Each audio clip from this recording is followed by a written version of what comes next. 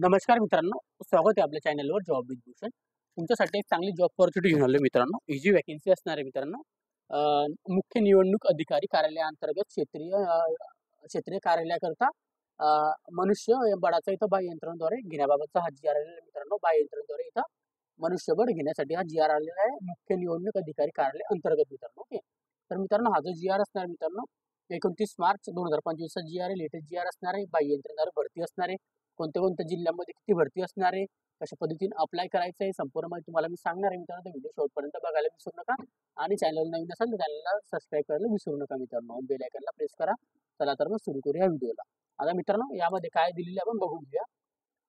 मुख्य निवडणूक अधिकारी कार्यालयाअंतर्गत क्षेत्रीय कार्यालयाकरिता निवडणूक विषयी कामकाजासाठी आवश्यक मनुष्यबळ बाह्य यंत्रणेद्वारे घेण्याबाबतचा हा जी आर आलेला आहे मित्रांनो. महाराष्ट्र शासनाकडून हा जी आर आहे, सामान्य प्रशासन विभागाकडून हा जी आर आलेला आहे. दिनांक तुम्ही बघू शकता इथं 29 मार्च 2025 चा जी आर असणार आहे मित्रांनो. ओके, छोटासा जी आर आहे मित्रांनो, संपूर्ण मध्ये ऐकून घ्यायची. प्रस्तावना आपण बघणार आहोत थोडक्यामध्ये. आता मुख्य अधिकारी याच्यामध्ये दिलेले आहे मुख्य अधिकारी कार्यालयाअंतर्गत क्षेत्रीय कार्यालयामध्ये निवडणूक विषयक विषयक संगणक अन्य कामकाजासाठी मनुष्यबळ कामाचा स्वरूपानुसार डाटा एंट्री ऑपरेटर बाह्य यंत्रणेद्वारे घेण्याची बाब शासनाच्या विचारधारणात होती मित्रांनो. पद कोणतं असणार आपल्याला? Data entry operator. ओके, लक्षात द्यायचं आहे. शासन निर्णय इथं दिलेला आहे मित्रांनो त्यांनी. तर राज्यातील क्षेत्रीय कार्यालयामध्ये निवडणूक विषय संगणकीय अन्य कामकाजासाठी कामाच्या स्वरूपानुसार 499 डाटा एंट्री ऑपरेटर बघू शकता. 499 पदांसाठी ते दिलेले आहे. मनुष्यबळांचा 1/1/2025 ते 31/12/2025 या कालावधीत बाह्य यंत्रणेद्वारे उपलब्ध करून घेण्यात मान्यता देण्यात येत आहे. जिल्हा नियम तपशील सोबतच्या परिशिष्टामध्ये दर्शवलेले आहे. म्हणजे कोणत्या कोणत्या जिल्ह्यात वॅकन्सी ते पण त्यांनी तक्त्यामध्ये दाखवलेलं आहे, पण ते पण बघणार आहोत. आता मित्रांनो, जिल्हा अधिकारी व जिल्हा निवडणूक अधिकारी यांनी उपलब्ध डाटा एंट्री ऑपरेटर वाटप कामाच्या स्वरूपानुसार जिल्हा अधिकारी कार्यालय यांच्या अधीनस्थ सर्व विधानसभा मतदारसंघामध्ये करावे मित्रांनो. ओके, आता याच्यामध्ये मित्रांनो बाह्य यंत्रणेद्वारे डाटा एंट्री ऑपरेटर सेवा उपलब्ध करून घेता वेळी वित्त विभागाच्या निर्णय क्रमांक इथे दिलेला आहे 27 एप्रिल 2022. त्यानंतर या बाबतचा वित्त विभागाने वेळोवेळी दिलेल्या सूचनांचे तंतोतंत पालन करण्यात यावे मित्रांनो. बाह्य यंत्रणेद्वारे डाटा एंट्री ऑपरेटरच्या सेवा घेताना शासनाचे विविध केलेले नियम व कार्यपद्धतींचे यांचे अनुपालन करणे आवश्यक आहे मित्रांनो. ओके, याच्यामध्ये बाह्य यंत्रणेद्वारे कामे करून घेण्यासाठी संबंधित जिल्हा अधिकारी व जिल्हा निवडणूक अधिकारी या बाह्य यंत्रणेद्वारे सेवा पुरवठा संस्थेकडून काम सोपवण्यात येत आहे. त्यांच्यासोबतचे आपल्याला इथं त्याबाबत करार करावा. त्याच्यानंतर मित्रांनो सदर करारात आवश्यकतेनुसार अटी व शर्ती आपल्याला इथं नमूद कराव्यात. या करारामध्ये संबंधित बाह्य यंत्रणेद्वारे पुरवठा सेवेमार्फत संस्थेमार्फत काम करण्याच्या डाटा एंट्री ऑपरेटरच्या सेवेत कोणतेही उत्तरनिधीय शासनावर राहणार नाही याची दक्षता घ्यावी. ही जी आपल्याला भरती असणार मित्रांनो, सगळं मी सांगू इच्छितो. संस्थेमार्फत इथं करण्यात येते, म्हणजे इथं करार पद्धतीवर असणार आहे. याच्यात कोणत्याही प्रकारचा आपल्याला दावा करता येणार नाही, परमनंट करण्याचा आहे. लक्षात द्यायचं आहे. सदर डाटा एंट्री ऑपरेटर यांना भविष्यात कोणत्याही प्रकारचे शासनाच्या अथवा जिल्हा अधिकारी स्थापनेची नियुक्ती मिळणार नाही, हे लक्षात द्यायचं आपल्याला.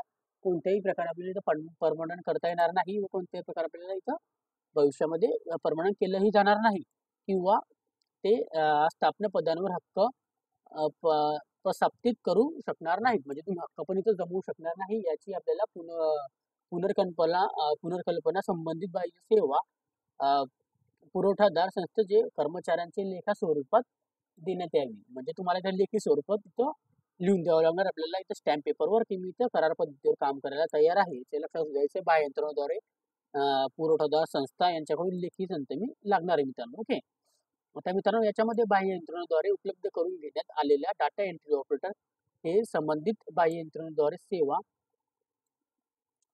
पुरवठादार संस्थेच्या कर्मचारी असतील. म्हणजे ज्या संस्थेमधून तुम्हाला इथं लावण्यात येतील, संस्था म्हणजे जे इथून ज्याला इथे एजन्सी वगैरे दिलेली असेल त्यांच्यामार्फत तुम्हाला इथं करण्यात येईल. ओके, त्यामुळे करारामध्ये ठरवलेल्या डाटा एंट्री ऑपरेटरच्या कामाकरितांचा मासिक मोबदला संबंधित बाह्य सेवा पुरवठा संस्थेचा अदा करण्यात यावा. तर म्हणजे तुम्हाला जे पगार मिळणार आहे मित्रांनो, डायरेक्ट आपल्याला संस्थेमार्फत तुम्हाला भेटणार, जी पण एजन्सी मार्फत तुम्हाला लावणार डाटा एंट्री ऑपरेटर म्हणून, त्यांच्या मार्फत तुम्हाला इथं पगार देण्यात येईल. कारण की त्यांना इथं डायरेक्ट पैसे ट्रान्सफर करण्यात येणार तुमच्या पगाराचे. ओके. आता ते तुम्हाला किती पगार देतील हे सांगता येऊ शकत नाही.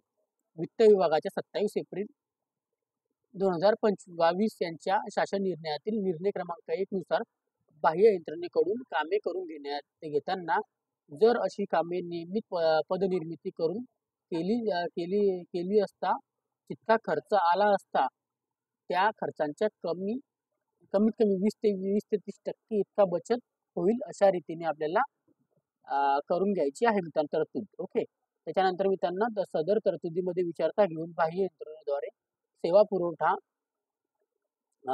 संस्थेसमवेत करार करताना डाटा एंट्री ऑपरेटर मोबदला बाह्य सेवा पुरवठा संस्थेच्या कटांचीदार ठेकेदार कंपनी संस्था प्रशासकीय खर्च नफा आणि वस्तू सेवा कर अशी एकत्रित देय रक्कम विविध मर्यादेत राहील याची कटाक्षाने दक्षता घ्यावी मित्रांनो. ओके. तर आपल्याला याच्याशी काही घेतलेले नाही.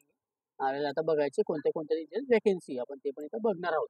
ओके. आज जी आर आलेला आहे आता याच्यामध्ये दिलेला आहे शासन निर्णय क्रमांक निवडणूक 29/3/2025 सोबतचे विवरण पत्र. याच्यामध्ये जिल्ह्यांची नावं दिलेली आहे, तालुक्यांची संख्या दिलेली आहे. सन 2013 मध्ये मंजूर करण्यात आलेली मनुष्यबळ आणि आता नव्याने 2025-24-25 साठी निर्माण करणारे वाढीव पद आणि एकूण आपल्याला किती पदं असणार तर दिलेली आहे. आता इथं बघू आपण नंदुरबारसाठी मित्रांनो 6 पदांसाठी इथं काढलेले त्यांनी आता एकूण मंजूर पदं. ओके. तर तालुके जिल्हे तुम्ही बघून घ्यायचे आपल्याला कोणत्या तालुक्यात असणार आहे. ओके. धुळ्यासाठी मित्रांनो इथं 8 पदे असणार आहे. जळगावसाठी 16 पदांसाठी इथं असणार आहे मित्रांनो. ओके. वाढीव इथं वाढीव येणार आहे. आता याच्यात वाढीवमध्ये वाढीव असणार आहे, जुने जे असणार जुने ते असणारच आहे मित्रांनो. अहमदनगरमध्ये 14 पदे, त्यानंतर बुलढाणामध्ये 13 पदे, यवतमाळमध्ये 16 पदे, अकोलामध्ये 9 पद, वाशिममध्ये 6 पद, अमरावतीमध्ये 15 पदे, वर्ध्यामध्ये 8 पदे, नागपूरमध्ये 19 पदे, त्याच्यानंतर आपल्याला भंडारामध्ये 7 पदे असणार मित्रांनो, गोंदियामध्ये 8 पदे, त्याच्यानंतर गडचिरोलीमध्ये 12 पदे, त्यानंतर चंद्रपूरमध्ये 15 पदे, नांदेडमध्ये 17 पदे असणार आहेत. त्याच्यानंतर आता खाली आपण हिंगोलीमध्ये 9 पदे, नांदेडमध्ये 17, हिंगोलीमध्ये 5 पदे, परभणीमध्ये 9 पदे, जालनामध्ये आपल्याला 8 पदे बघायला मिळतात, औरंगाबादमध्ये 11 पदे, बीडमध्ये 11 पदे, लातूरमध्ये 10 पदे असणार आहेत, उस्मानाबादमध्ये 8 पदे, ठाणेमध्ये 42 पदे असणार आहेत मित्रांनो, मुंबई उपनगरमध्ये 32 पदे, मुंबई शहर 13 पदे असणार आहे मित्रांनो, रायगडमध्ये 15 पदे, रत्नागिरीमध्ये 9 पदे असणार आहेत. त्याच्यानंतर मित्रांनो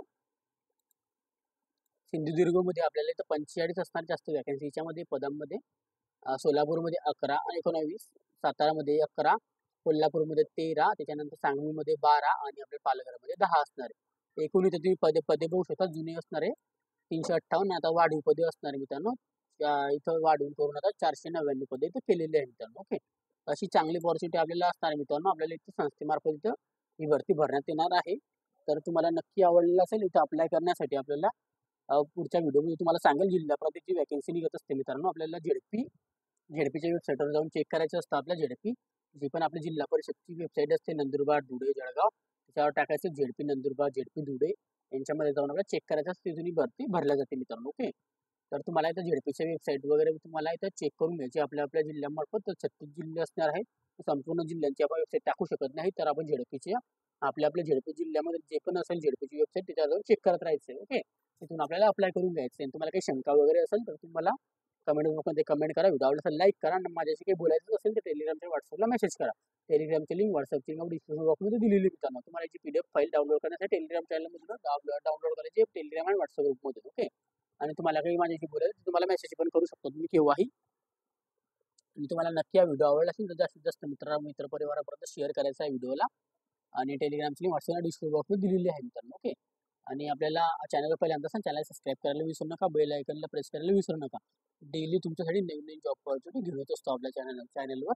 असेच जॉब ऑपॉर्च्युनिटीसाठी आपण आता भेटूया नेक्स्ट व्हिडिओमध्ये. तोपर्यंत जय हिंद, जय महाराष्ट्र मित्रांनो. थँक्यू.